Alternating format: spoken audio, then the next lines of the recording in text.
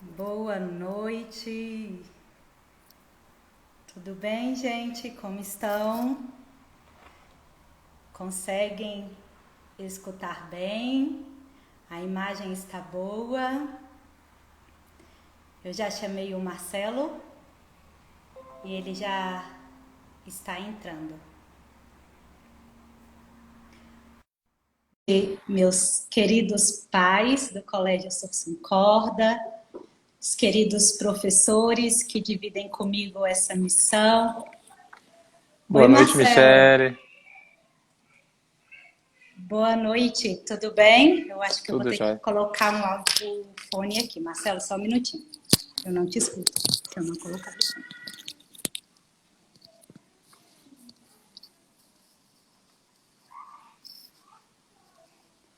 Boa noite, Marcelo. Boa Agora noite, acredito que Michele. Tudo escuta. bem? Tudo bem, e você? Beleza. Então, tá bom.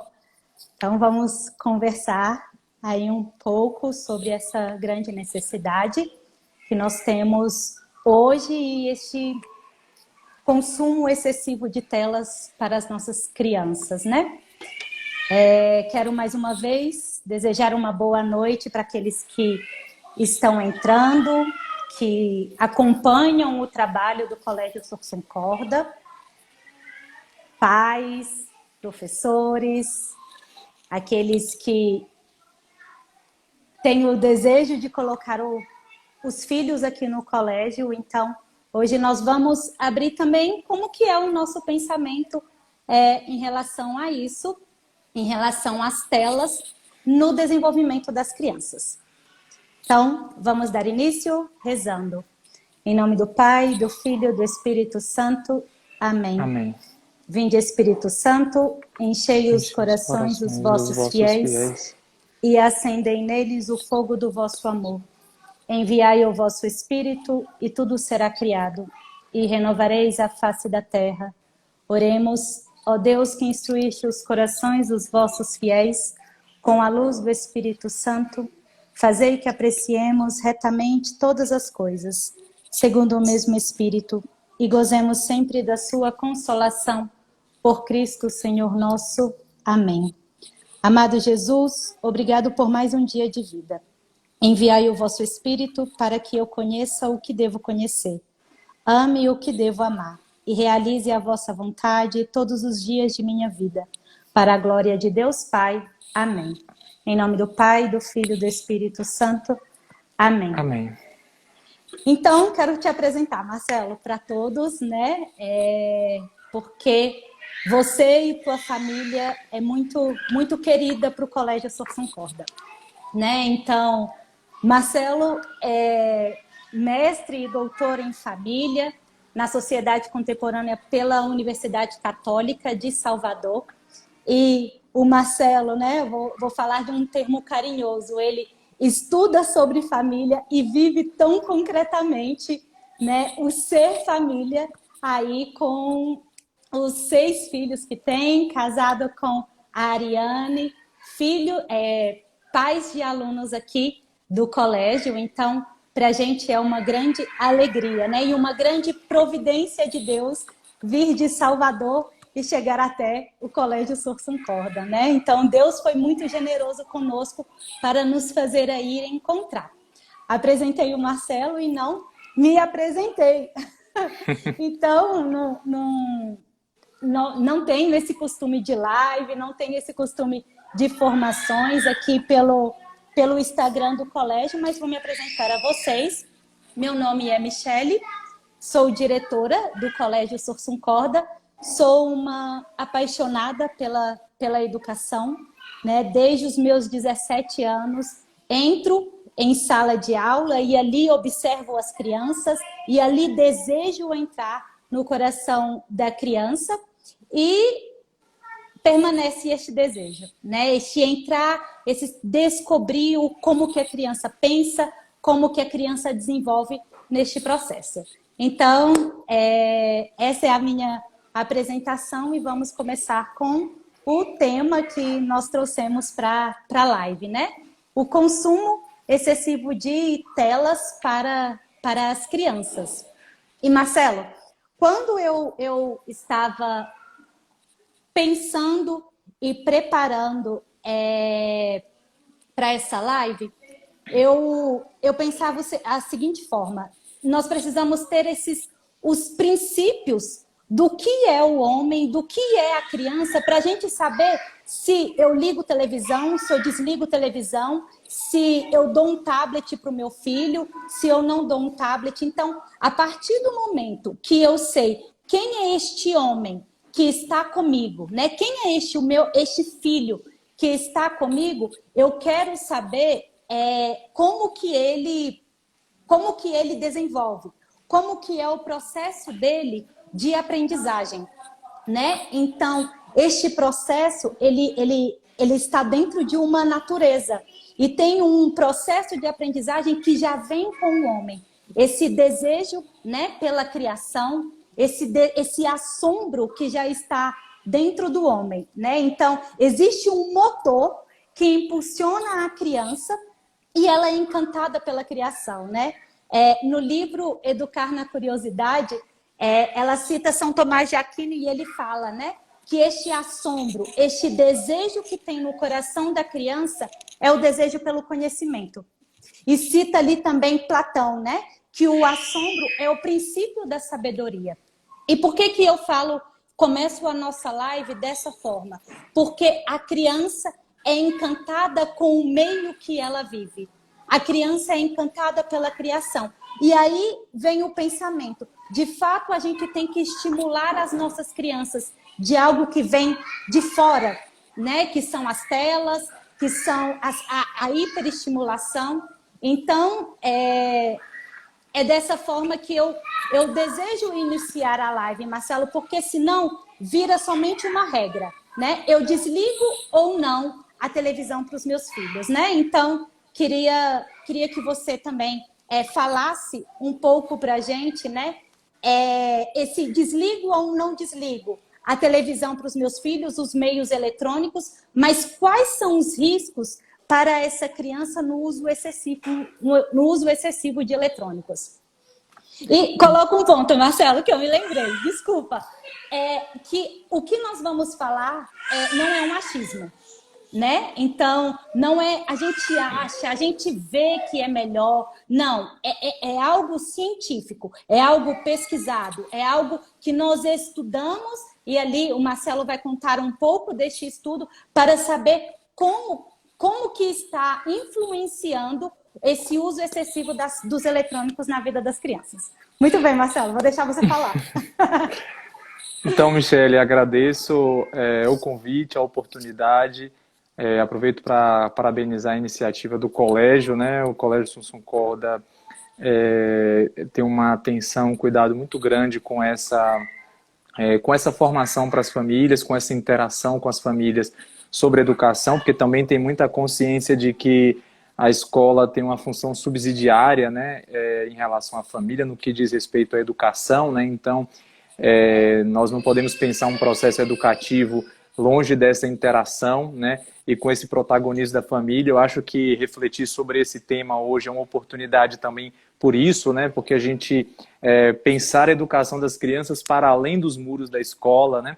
E essa atenção, pelo menos a experiência que eu tenho, também sou professor, estou como servidor público por um período aí, não sei por qual período, mas a minha profissão é a pesquisa, é o magistério, e noto, né, que essa preocupação nem sempre é tão clara por parte das escolas, né? E destaco isso que você tinha mencionado no início, que é fundamental partir de uma concepção do que é educação, né? Ou seja, do que é o ser humano, né? Ou seja, sem esse ponto de partida antropológico, por assim dizer, e depois pedagógico, dificilmente a gente vai colocar essa questão no local adequado, né? No seu devido lugar, né? Então, esse é um ponto fundamental, né? Eu sempre gosto de partir disso, né? O que é educação, né? A educação é esse caminho do conhecimento que tem a ver com o maravilhamento, ou estupor, ou assombro, né? Para usar as várias traduções que foram dadas aí a expressão grega lá, né, Talmazen, lá que Platão e Aristóteles mencionaram como o princípio do conhecimento, o início da metafísica. Aristóteles já fala, né, desse maravilhamento como fonte, e isso é inato no homem, né? Ou seja, é do ser humano essa disposição, né, para entrar em relação com a realidade, com as coisas, com o que existe, para conhecer, né? O desejo de conhecer é do ser humano. Então, é muito importante ter isso em vista, porque a própria tecnologia, a gente nota que há essa inclinação, essa curiosidade por parte das crianças, né? Então, assim, a primeiro momento, se você expõe isso, a curiosidade da criança é para explorar mais, para deter-se mais, até porque o nosso desejo de conhecer como os eletrônicos, né, e sobretudo tablets, televisores, etc., apresentam para a gente todo um horizonte que tende a se prolongar, e ele já, sobretudo as redes sociais, por exemplo, foram pensadas para isso, né? As redes sociais foram pensadas para nunca acabar a informação ali, né? Ou seja, o feed do Instagram não acaba, você vai subindo ele ali, então aquilo ali usa essa nossa natureza, ou seja, usa de forma, se aproveita dessa nossa natureza, dessa nossa curiosidade, né? E orienta por um caminho que depois a gente vai dar alguns detalhes sobre isso, mas o grande ponto é esse, que há essa inclinação do homem para entrar em relação com a realidade, é aquilo que se explora, né? Quem está por trás de todos esses recursos tecnológicos são pessoas que estudam muito o ser humano, né? Não são só técnicos de informática ali, tem psicólogos por trás de tudo isso, né? Que entende bem como funciona o cérebro humano e se apropria, usa disso para os fins que, né, nem sempre são os melhores. Então, a primeira coisa que a gente tem que ter é esse cuidado. Eu gosto sempre de partir de uma definição de educação como introdução à realidade total, né? Ou seja, o ser humano, ele precisa ser introduzido à realidade nos seus amplos, nos amplos aspectos da realidade, na sua diversidade, né? Da interação consigo mesmo, com o outro, com a natureza, com a criação, com tudo que existe, etc., né? E um dos primeiros problemas da exposição precoce e excessiva das crianças é justamente que altera essa dinâmica. Por quê? Porque tende a tirar, sobretudo a criança, dessa interação necessária com a realidade que está à sua volta, desde as pessoas até a natureza, a criação e o próprio ser, né? A própria pessoa, o próprio conhecimento. Por quê? Porque foca, direciona a atenção da criança, especialmente para aqueles conteúdos que são disponibilizados ali, como eu falei, né, infinitamente, ou seja, não acaba, né? Não tem como eu falar assim, acabei de ver hoje o Instagram, você nunca vai acabar, né? Então, como a criança ainda não tem a maturidade suficiente para isso, há todo um risco.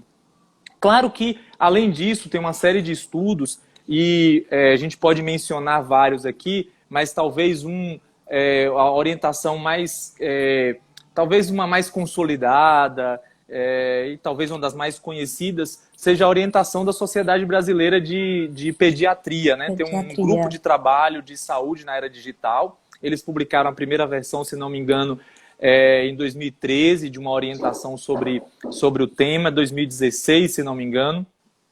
Foi 2016, o primeiro documento, e esse documento recentemente foi atualizado, e o título é justamente isso, né? Menos tela e mais saúde.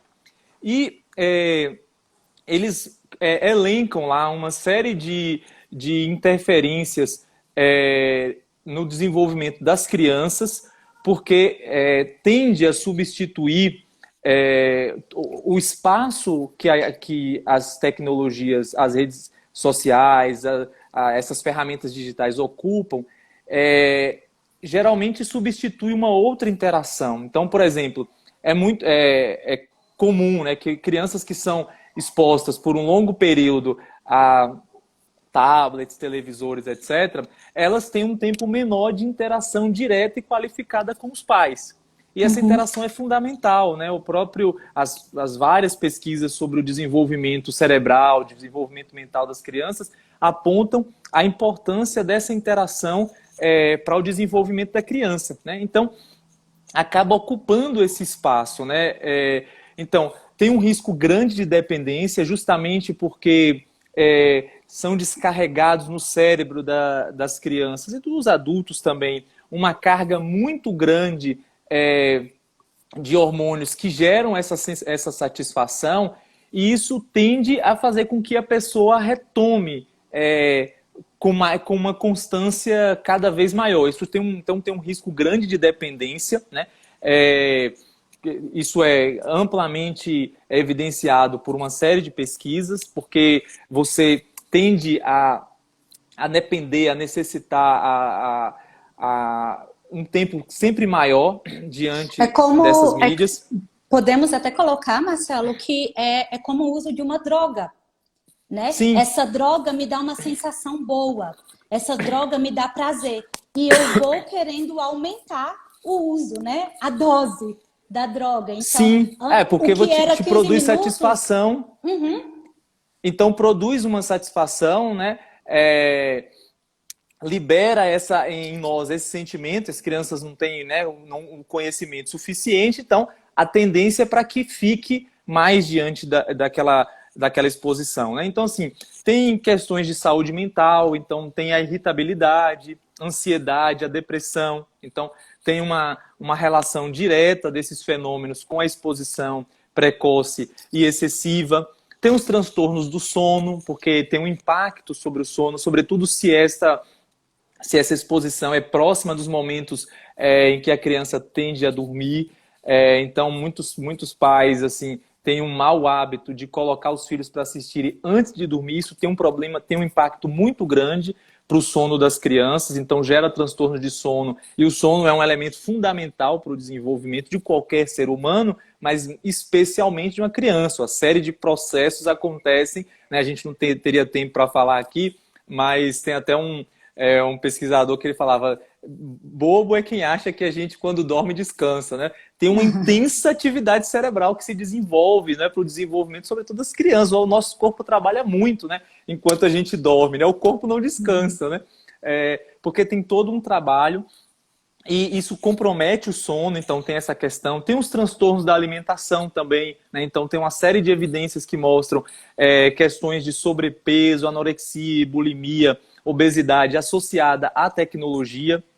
Então, tem essa questão. E fora os riscos que podem vir, ou seja, esses são só da exposição às mídias. Isso tem a ver com a exposição, independente do conteúdo que tenha. Porque, às vezes, também as pessoas pensam assim, que o problema da internet e da exposição excessiva tem a ver com o conteúdo, não só com o conteúdo. Então, esses primeiros riscos são só pela a própria natureza e a própria dinâmica dos eletrônicos, por uma série de fatores, assim, a luminosidade e uma série de fatores. Eu acho que não vale a pena a gente... né, Marcelo? As cenas, a velocidade com que as coisas passam, né? Tudo isso. Então, assim, independente do conteúdo. Então, essas coisas que nós falamos, de dependência, de irritabilidade, ansiedade, depressão, hiperatividade, né? Transtornos do déficit de atenção e da hiperatividade, os transtornos do sono, pode ser o melhor conteúdo, porque para muitos pais, assim, não, mas esses são programas educativos, né?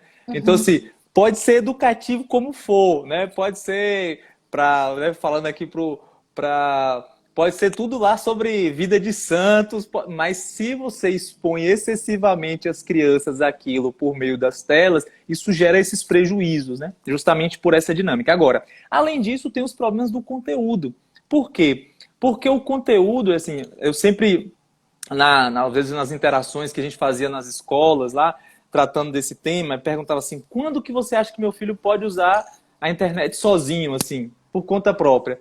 Eu falei: no dia que a senhora achar que ele pode ir para a rua andar sozinho sem precisar você estar por perto. Não, mas espera aí, não é assim. Eu falei: não é assim o quê? Seu filho vai à padaria, vai ao shopping sozinho, vai ao supermercado, anda na rua? Não, jamais. Por que não? Porque é muito perigoso. Eu falei: pronto, então assim, a internet é tão perigosa quanto. E aí entra os problemas relacionados ao conteúdo, que aí tem toda a questão do cyberbullying, né? Tem a questão do grooming, né? Ou seja, pessoas que se valem da inocência das crianças, e muitas vezes em coisas que a gente não se dá conta, às vezes são jogos, por exemplo. Aquela coisa de jogar um joguinho desse que outras pessoas estão jogando online. Muitas pessoas que querem explorar crianças, né, pedófilos, etc., começam a jogar, interagem, começam a trocar mensagens, começam a ganhar a confiança das crianças, e tem todo um risco, e são muitas crianças que são exploradas, né? São muitos casos de exploração sexual, de crimes cibernéticos, que entra assim, não, ele está jogando um joguinho infantil, né? Mas você sabe quem está por trás lá? Você acha que é outra criança que está jogando com ele? Ou Marcelo, é um adulto que quer pegar informações? Isso é interessante porque aquele que está do outro lado, ele é a minha autoridade. Porque a autoridade da criança foi substituída por outra pessoa. Aquele que deveria ser a autoridade, ter um relacionamento com ela, não está tendo, e outra pessoa está tendo. Então, ela está ganhando o coração daquela criança, né? Então, o que eu vou pedindo, né, vai, me mostra, não sei, me mostra o seu seio, tira a sua roupa. Isso vai fazendo com que a criança vai se dando. E é lindo pensar, porque este homem deseja se dar, né? Ele confia na pessoa que está atrás daquela tela e vai ganhando ali. Então, enquanto meu filho não está comigo, ele está ali sendo, né, educado por outra pessoa. Ele está sendo instruído por outra autoridade. Então, quem são as autoridades da vida do meu filho, né?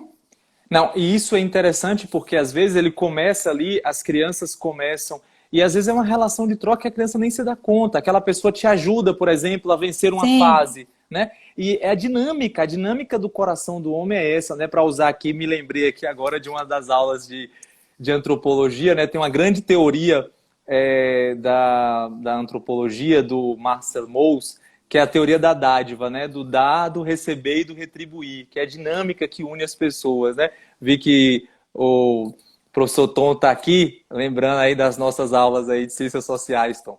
Então, o Marcel Mauss fala isso. E essa é a dinâmica que acontece com as pessoas. A pessoa se sente na obrigação de retribuir. Então, assim, às vezes é a pessoa que está do outro lado jogando que me ajuda a entender melhor, me ajuda a passar uma fase, depois ele me pede uma informação, pede um dado, né? Então, tem todo esse risco que muitas vezes os pais subestimam esse risco, que às vezes é esse jogo eletrônico, né? É porque tá ali jogando. E aí você fala, não, mas meu filho não vai, sei lá, não vai... Às vezes a gente pensa, não vai mandar uma foto dele para a pessoa e tal.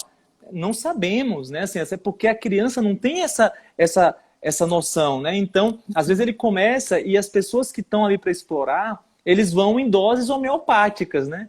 Então, primeiro ele pede um nome, às vezes pede uma informação, pede um dado, daqui a pouco pede uma foto, ou seja, e a coisa vai crescendo, né? E a pessoa e a criança não vai se dando conta. Então, é um risco muito grande. Isso aí já tem a ver com todo o risco lá relacionado ao conteúdo. Mas eu acho que a primeira coisa que a gente tem que entender que, independente do conteúdo, tem isso. E aí a questão é o quê? Fecha o horizonte da criança para essas interações que são fundamentais. A interação com os pais, com os irmãos, com a natureza, com o próprio corpo, né? Ou seja, toda a questão do desenvolvimento, toda a questão da psicomotricidade, do desenvolvimento motor da criança. Se você expõe ela a esse conteúdo, né? Ontem mesmo a gente foi à missa na catedral, a convite de uma amiga lá, porque teve a despedida lá do núncio e tal.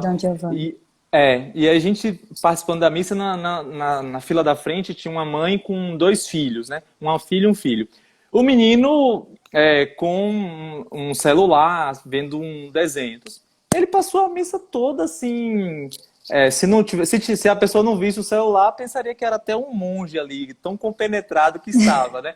E aí o meu tinha que se controlando, quer levantar. O que é aquilo, pai? Eu posso ir ali? Não, peraí, senta aqui e tal. Então é claro que isso gera todo uma certa tensão, mas me coloca em interação. Então, assim, várias vezes eu tive que olhar no rosto do meu filho e falar, não pode sair agora, espere um momento, a gente vai depois... Tudo isso é uma interação que é importante para o desenvolvimento, que não aconteceu na fila da frente. Porque na fila da frente a mãe estava muito concentrada na missa e o filho muito concentrado no Pocoyo, se não me engano, que era o que ele estava assistindo lá, né? Então, eu falei assim, pensei, em 1 hora eu interagi tanto com as minhas crianças aqui e ela não interagiu nada. Ou seja, isso é um detalhe. E eu não sei, talvez aquele desenho possa ser maravilhoso, não faço a mínima ideia. Mas independente, ou seja, foi todo um tempo de interação que para o desenvolvimento da criança é fundamental, né? E assim, a gente esquece isso. Então, esse é um fator de risco muito grande.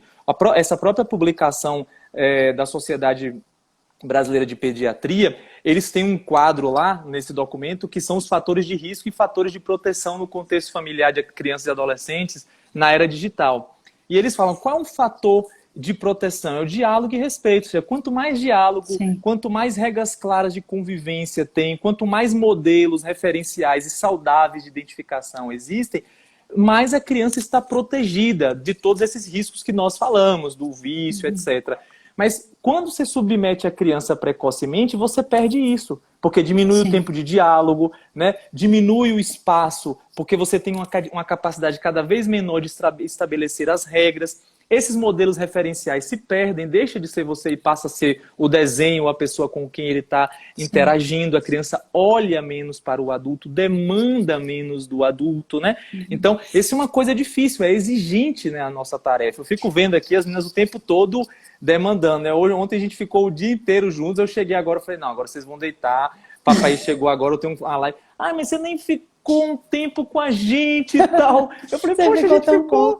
A gente fez tanta coisa ontem juntos e tal. Então é claro que é uma demanda maior, né? Mas agora, quais são os fatores de risco? Falta de afeto e abandono. Então é claro que não basta, e aí eu volto uma fala sua do início, não basta estabelecer uma regra, tela sim, tela não. Mas é como eu interajo com a criança. Porque se eu disser tela não, mas se esse espaço não for preenchido, aquilo ali também vai ser difícil para a criança. Ou seja, se aquilo não for preenchido com diálogos, com mais conversas, com a possibilidade de uma interação maior, não só com os pais, mas com outras pessoas, né, com a própria natureza. Ou seja, se não se colocar algo no lugar, você simplesmente gera um vazio, que do ponto de vista da criança ainda é mais desafiante, né, porque ela percebe essa falta, né? Então, assim, é necessário pensar mais do que o uso do tela, ser consciente dos prejuízos e dos riscos. Aí a gente tem que pensar que tipo de interação eu quero oferecer para os meus filhos, né? Marcelo, e é interessante até o exemplo da missa, né? Como que uma criança ela vai ter o interesse pela Santa Missa? Sei que muitos que estão aqui são católicos, né? É isso que eles desejam, levar ali o filho para a Santa Missa. Se eu dou um eletrônico ali para o meu filho na Santa Missa, o padre não muda de cor, o padre não solta poderes, né? Não sai faíscas do altar.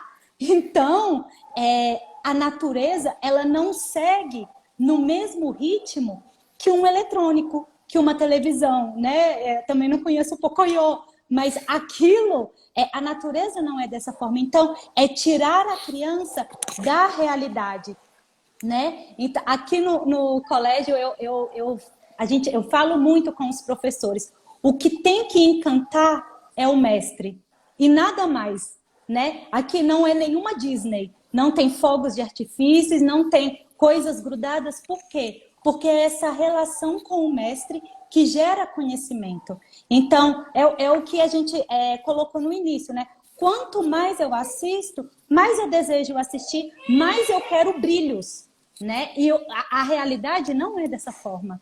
Então, isso é bem interessante. Então, eu vou deixar o meu filho assistir porque ele é novinho, ele nem sabe o que está acontecendo. Quando ele chegar aos 7 anos, eu coloco ele na catequese, né? Só que até ali, muita coisa já entrou, né? Ele já foi formado, ali já existe uma personalidade criada, né? Então, isso é uma decisão constante de se cansar, né, Marcelo? Eu sou o exemplo. Eu me dei para as crianças o dia inteiro, né? Chegar ao final do dia, né? Pai, você nem fica com a gente, né?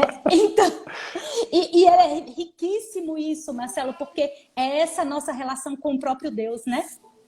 Ele Sim, fica com a gente o tempo todo, né? O tempo todo. Quando acontece algum deserto onde ele não quer, né? Não que não quer, quer dar um ensinamento para nós, filhos, que nós devemos ficar sozinhos, a gente fala, ué, pai, o senhor me abandonou? Né? Mas eu estou contigo o tempo todo, Michele, como te abandonei?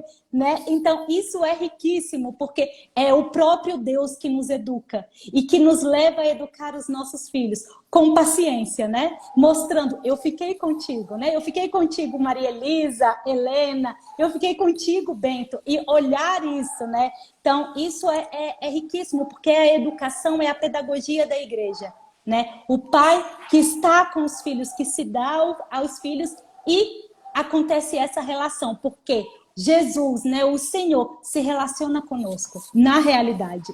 Né? Não estava na pauta eu falar sobre isso, mas é porque isso me emociona, Marcelo, porque é esse relacionamento de Deus conosco, é o nosso relacionamento com as crianças, né? De paciência, de se abaixar, de relacionar, de contar histórias, de ensinar. Então, assim, Deus conta conosco para chegar nos corações das crianças. é verdade. Não, sobre isso, Michele, eu acho que é muito importante porque se a gente coloca, se a gente coloca as crianças para tomarem contato com mais aspectos da realidade, interagir melhor com o próprio ambiente. Eu me lembro, né, dando esse mesmo exemplo, né, de ontem, né, assim, quantas perguntas eu respondi? O que que tem ali, pai? Eu posso ir ali? Uhum. O que que é ali naquele ali? Vai para onde ali? Opa, e aquilo ali? Então, o ambiente, se eu coloco diante de uma tela, todo o ambiente do entorno perde sentido, ou seja, eu não exploro o que está à minha volta, né? Eu não faço perguntas, então eu fico imaginando, pai, a pergunta, Bento perguntou assim, pai, por que que eu não vou igual aquele anjo? O anjo lá da catedral. Por que que eu Uhum. não vou igual aquele anjo? Aí eu falei, porque você é um ser humano. E por que que eu não sou anjo igual ele? E assim, mas Legal. por que? Então, peraí, daqui a pouco a gente conversa, Precisa, vamos e prestar aí atenção precisa ali. gastar tempo, né, Marcelo? E aí surgem tantas perguntas, né? E assim, tanta interação, eu fico impressionado com isso, né? Então, assim, tudo isso tem uma importância para a criança que é fundamental, né? Sobretudo nesses anos iniciais dessa exploração do ambiente, para quê? Para que ele crie essa expectativa sobre a criança. Queria falar uma coisa aqui que eu vejo que muitos pais têm muita preocupação sobre a questão da ideologia, das ideologias que são colocadas diante das nossas crianças e tal.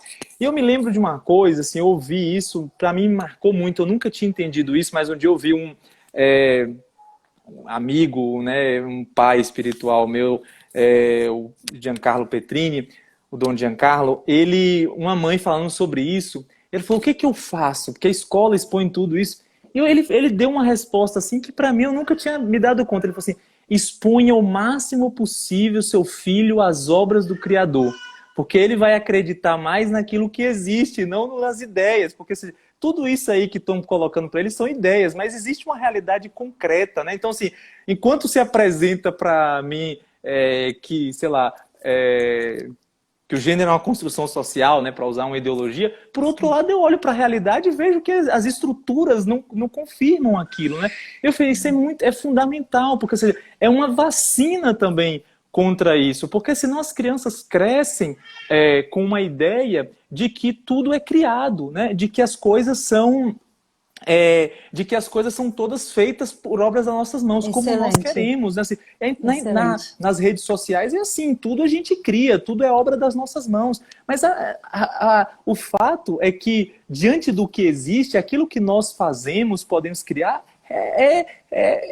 assim, é minúsculo, perto de toda a Uhum. realidade. Então, assim, isso é outro prejuízo, outro problema da exposição precoce e excessiva das crianças, né? É justamente isso, porque eles começam a restringir o horizonte dele a uma coisa muito pequena, ou seja, uma coisa são as interações, curtidas, compartilhamentos e mensagens que eu mando para um amigo na rede social. Outra coisa é a possibilidade de encontrar uma pessoa, de conversar, de fazer algo junto, de compartilhar um mesmo horizonte. Ou seja, então assim, tem uma distância muito grande, né? E, infelizmente, as nossas crianças acabam invertendo. Essa exposição precoce e excessiva faz com que elas invertam. E parece que a realidade que chega até mim por meio da tecnologia é mais ampla, é mais verdadeira, é mais ampla, é mais dinâmica do que a realidade concreta que está diante de mim. E é mentira isso, ou seja, então provoca uma inversão completa da realidade. Queria só saudar algumas pessoas que estão chegando aqui, inclusive um grande amigo aqui que está falando uma coisa que não é verdade, Euclides. Bem-vindo, Euclides. Eu vi uma pergunta aqui também, Michele. Eu vou ter que saber mexer nisso aqui, sabe, Marcelo? Eu vi uma pergunta aqui que eu acho que tem a ver com isso. Eu acho que foi Verônica que perguntou assim, o que fazer quando os adolescentes já estão habituados a jogos, etc. Eu acho que tem a ver com isso, ou seja,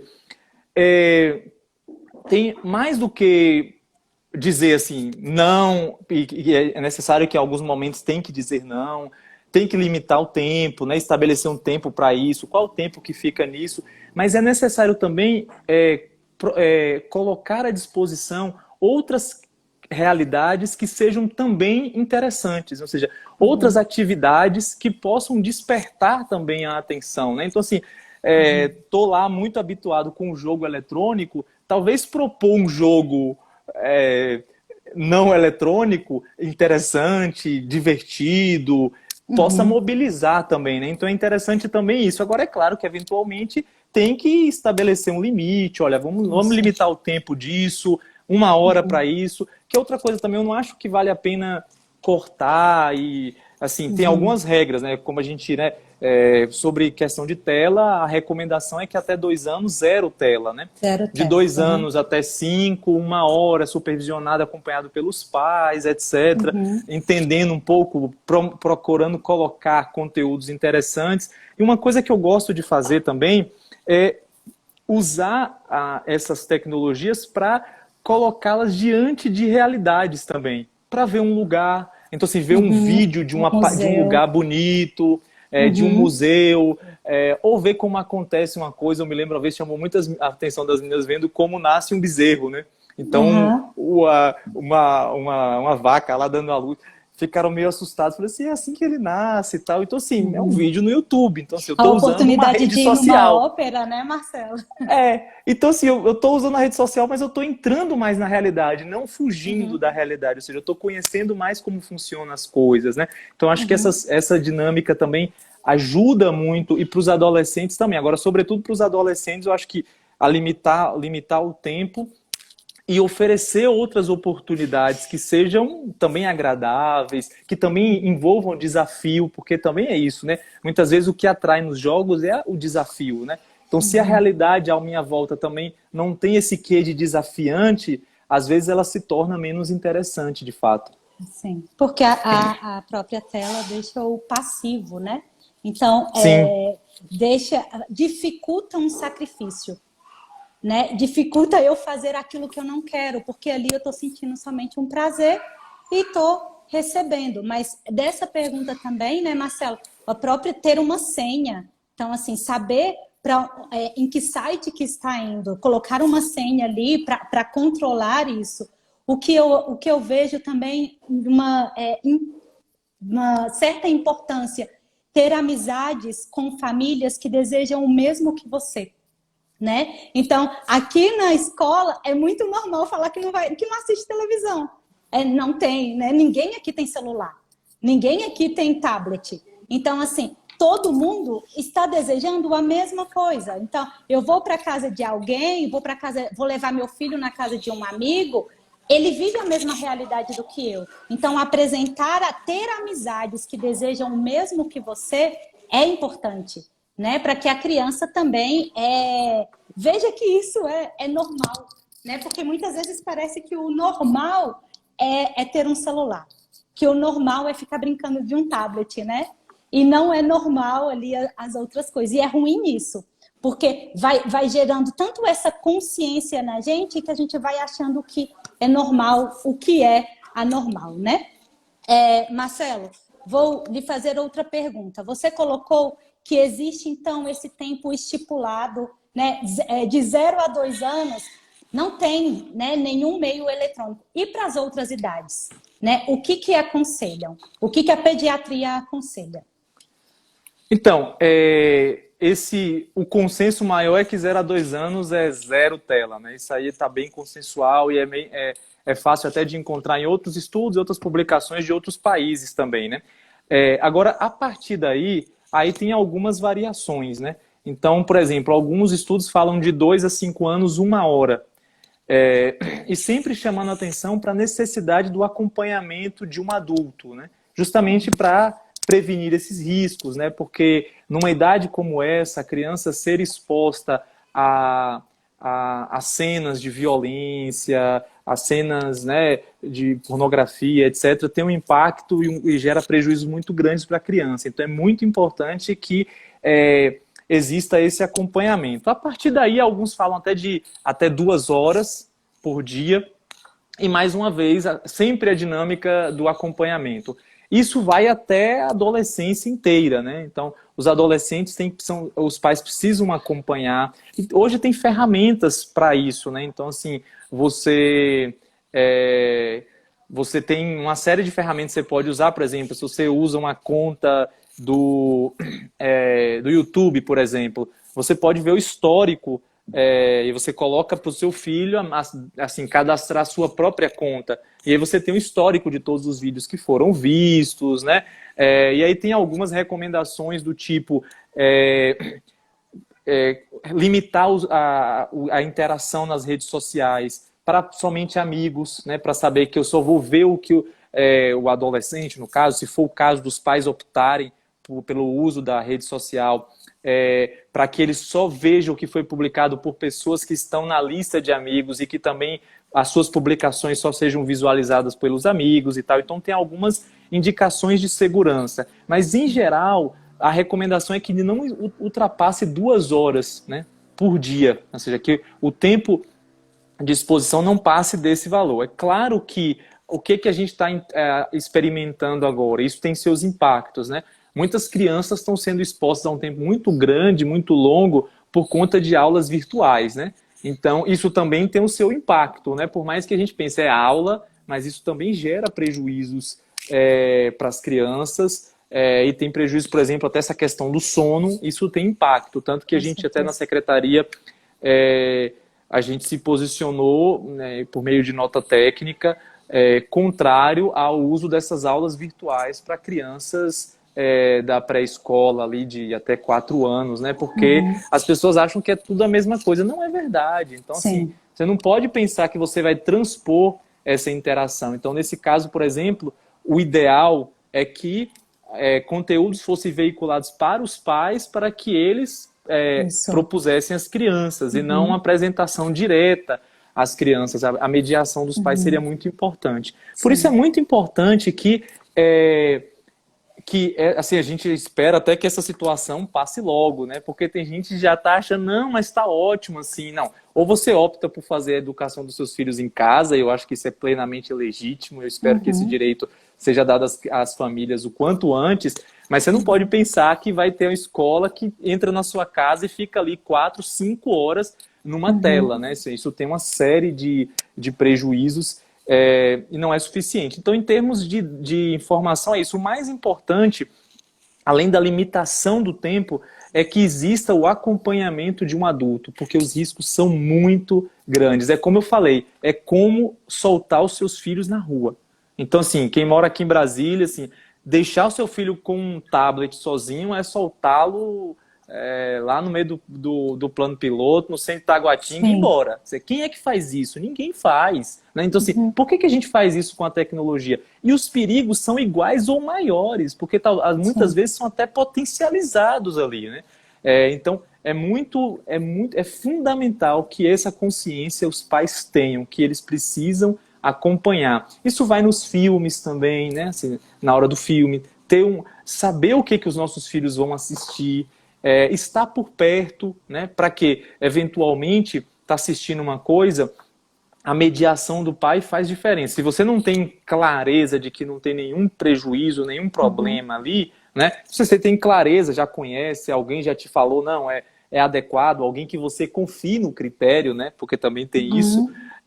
Se te falou, ok, mas se você não tem essa clareza, é importante estar perto para eventualmente numa cena ajudar a dar um juízo, né? A julgar, olha, isso aqui não é bom, isso não acontece desta forma, isso que está sendo proposto aqui não é dessa maneira, né? Então, ou seja, essa mediação, essa proximidade dos pais faz toda a diferença. Sim. Marcelo, quando a gente divulgou a live, chegou para a gente a pergunta, né? E aí, o Colégio Sursum Corda não concorda com o uso das telas, como que vocês têm feito, né?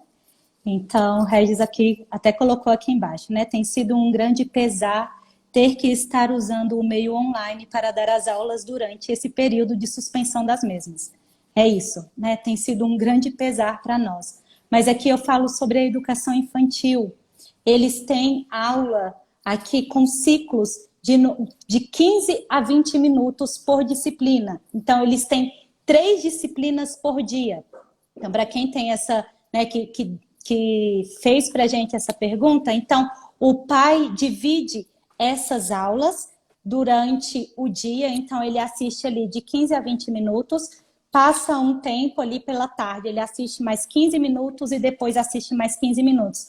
Mas nós temos famílias aqui no colégio que o pai assiste a aula e dá aula para o filho, né? Então, essa realidade que o Marcelo colocou. Então, assim, a criança não tem o contato com a tela, o pai assiste a aula e ali ele vai dar a aula para o filho, né? Mas não é isso que, se fosse para ser assim, o Sursum Corda nem existiria, porque não é nessa educação que nós acreditamos, né? O que a gente faz é para remediar um problema, né? Então, assim, nós temos hoje um problema, que é essa pandemia, nós precisamos chegar ali no coração das crianças. Então, é essa forma online que nós fazemos, mas também hangouts, né? Esse diálogo particular com cada criança a cada semana. Então, a gente liga para a criança e vai conversar com ela, né? Então, vai ali encontrar somente com aquela criança, porque não é simplesmente algo virtual e que a criança não tenha contato nenhum. Eu não sei se a gente vai conseguir responder todas as perguntas, mas teve uma pergunta aqui, Marcelo, o que fazer quando os avós atrapalham, né? Existe na educação das crianças, nem todos os avós, mas existem os contra-educadores, que não desejam a mesma coisa que os pais desejam. Eu sei que tem avós aí, não estou falando de vocês, mas existem pessoas que não desejam a mesma coisa que a família deseja. Mas eu tenho uma história para contar de uma família que não assiste pouquíssima televisão em casa, e essa consciência é tão bem formada, esse princípio é tão bem construído em casa, que a avó foi colocar televisão para eles quando chegou, né, na casa da vovó. E aí eles falaram, vó, a gente não assiste televisão, então não tem como a gente assistir, então vamos fazer outra coisa. Então, assim, imagina, né, assim, eles sabem o que tem que fazer. Então, o pai que tem, de fato, essa autoridade, que ele entende a regra, a criança entende a regra, ele vai saber o que é certo e o que é errado. Este é um ponto. Marcelo depois pode complementar. E o outro ponto é preciso que os parentes, a educação, os avós saibam o que você deseja, pai. Né? Então, assim, qual é a educação? Quais são os seus princípios? E os seus princípios são esses. Então, vai passar o final de semana na casa da vovó, né? Olha, né, minha querida mãe, meu filho, ele não é assim que a gente faz em casa, né? Com toda a caridade necessária nesse momento, mas, assim, é preciso saber o que a gente deseja.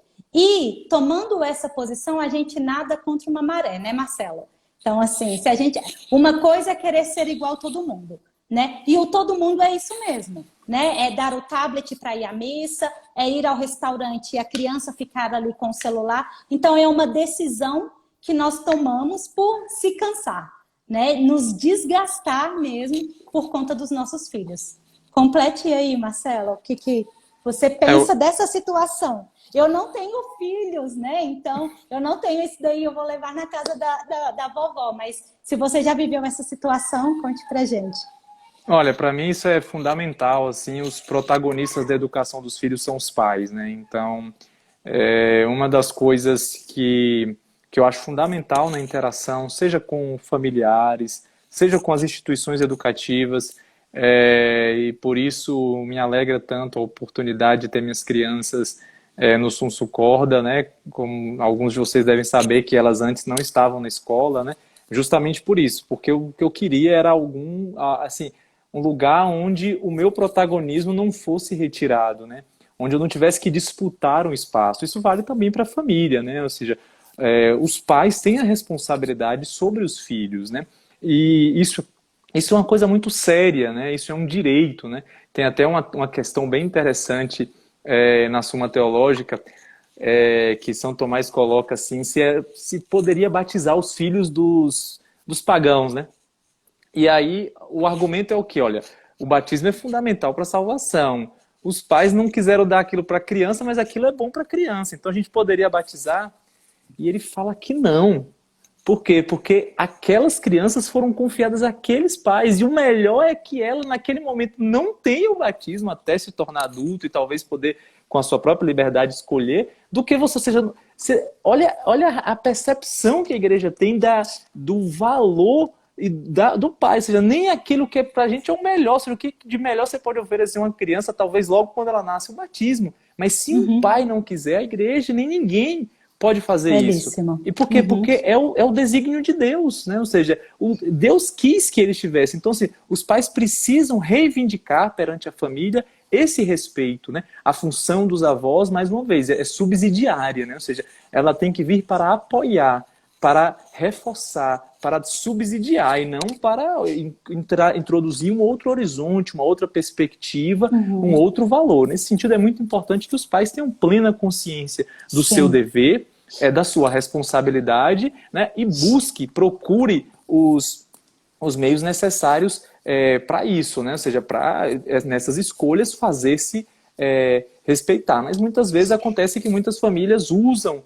os familiares, muitos pais usam, né, os avós para uma delegação, uma terceirização da educação das crianças, né, para não assumir aquele ônus. E aí, é claro, se você faz isso, você tem que se submeter às determinações. Agora, se você reivindica o protagonismo, aí é claro que eu acho que fica claro para os pais também que você é o responsável por aquilo, né? Então, assim, nesse sentido, eu acho que é muito importante que as famílias reivindiquem isso, também para não gerar nas crianças um conflito, né? Assim, meu pai deixa isso, mas minha avó deixa, meu pai não deixa. Seja, quem é a isso gera uma confusão, né? Ou seja, isso gera uma confusão, que é a realidade que vive muitas famílias quando os vínculos conjugais se desfazem, né? Não, meu pai deixa, minha mãe não deixa, né? Então é complicado isso, tem que ter um mínimo de pactuação sobre isso para que a criança entenda que exista uma direção, né? Tem um caminho a seguir, porque isso gera uma insegurança nas crianças que é danosa para o seu desenvolvimento. Quem que eu obedeço, né? Quem que eu vou obedecer? Isso é interessante também porque acontece nas escolas. Então, ao chegar numa escola, um pai a chegar numa escola, ele precisa perguntar a filosofia daquela escola, né? O projeto pedagógico. Por quê? Porque a escola precisa estar alinhada ao pensamento da família. Porque passam-se os anos e aí os filhos começam a ter algumas reações e nós viramos e falamos, onde esse menino aprendeu isso? Né? Quem ensinou isso para ele? Então, assim, outras pessoas entram como autoridade na vida do filho, né? Então, isso é de fato muito importante, saber, né, quais são os nossos princípios, quais são os princípios de cada família. Marcelo, nós só temos 6 minutos e eu teria várias perguntas e teria várias coisas também para falar. Um ponto que também coloco é o seguinte: hoje a gente pode até escolher descansar, por exemplo, eu preciso fazer tal coisa, eu preciso passar roupa e a criança vai ali e fica na televisão, eu preciso fazer tal coisa e ela vai e fica ali no meio eletrônico. E uma coisa que eu falo, né? Eu descanso, entre aspas, agora para cansar depois. Essa é a criança né, que não vai ter interesse pelo estudo. Essa é a criança que não vai querer pegar um livro para ler, que não vai querer se divertir com os amigos. Então, assim, tudo bem, eu posso até descansar agora, né? Mas daqui a pouco, uma consequência é o cansaço. Eu vou ter aí um problema a ser resolvido. Mas, Marcelo, nesses 5 minutinhos, eu queria que você falasse como que é a experiência na tua casa, porque sei que as crianças não utilizam os meios eletrônicos. Então, o que vocês fazem para encher a cabeça, então, desses meninos, né? Quais são as brincadeiras? E eu sei, né, porque eu compartilho com o que a Maria Elisa fala, o que a Helena fala. Sei que vocês, uma vez por semana, jogam em família. Olha essa dica, gente. Eles sentam para jogar em família. Isso é muito, muito bacana. Tem a leitura após o almoço. Então, conta aí um pouco para a gente como que é essa realidade na tua casa. Para dar ânimo, né, para os pais que estão assistindo. E aí falei, eu não vou conseguir tirar meu filho da televisão. A gente está nesse aprendizado também, né? Acho que nessa tarefa desafiante de educar os nossos filhos, eu acho que ninguém pode se dizer que já sabe o suficiente, né? Eu estou sempre procurando aprender. Aqui na minha biblioteca, tem um estante aqui só dedicado ao tema de educação, e a gente está sempre procurando compartilhar com outras pessoas essa experiência. Mas o que a gente fez, uma opção que a gente fez há muito tempo, foi essa de limitar, né? Então, a gente estabeleceu, a princípio, nós colocamos assim um final de semana, né, para as crianças, para ter algum tipo de interação, mas na realidade com desenhos ou filmes, né? Aplicativos, jogos, a gente preferiu 0, né? E então nada de, sei lá, um tablet na mão para jogar, nada disso. A gente prefere não fazer isso. Mas elas têm essa demanda, então a gente coloca um filme, um desenho. Então, assim, a gente ou assiste um filme juntos, ou então cada um tem a possibilidade de escolher um desenho que está dentro de uma lista que nós estabelecemos. Eu e a Ariane criamos, com indicações, pesquisando um pouco, assistindo alguns episódios, etc. E tendo confiança. Então, os episódios duram mais ou menos 20 minutos. Então, as 3 escolhem, as 3 mais velhas escolhem, dá um total de 1 hora. A gente vai ter que começar a rever esse critério, porque o negócio está crescendo. Agora já tem Bento, que já pode assistir também, né? Que já fez vai fazer 3 anos agora, então ele já vai para 1h20. Daqui a pouco não vai poder ser mais esse critério, revisar as regras. A gente vai extrapolar aí as 2 horas. Mas por enquanto, pelo menos até daqui a 2 anos, até para os próximos 2 anos, a gente ainda pode ficar que está num período bom. Então, geralmente a gente faz isso. E aí depois a gente procura o máximo colocar as crianças para brincarem, né? Para brincar ao ar livre, para brincar juntos, para eventualmente participar de alguma atividade da casa, colaborar em alguma coisa, olhar um irmão, interagir com um irmão menor, ou seja, delegar algumas atividades. E a leitura, né? O tempo da leitura, né? Ler um para o outro. Então, assim, a gente já pede para Maria Elisa para ler para os irmãos. Então, assim, ela tem que ler os dela e tem o que ela quer, mas ela também agora já tem uma obrigação, que ela é a leitora lá. O que a gente fazia, ela tem que ler agora. Então, antes de dormir, ela tem que ler a Bíblia para os irmãos, ela tem que ler uma história para Bento, aí Bento tem que escolher. Então, isso vai ocupando o tempo da criança. E, às vezes, a gente faz, assim, como durante a semana, assim, para premiar alguma coisa que fez bem. Hoje vai poder assistir um desenho, porque, sei lá, fez isso aqui bem, ajudou bem a mamãe e tal, fez a tarefa de certo e tal, no tempo, alguma coisa do tipo, e a gente vai lá e permite ali, às vezes na semana, a regra é no sábado e no domingo.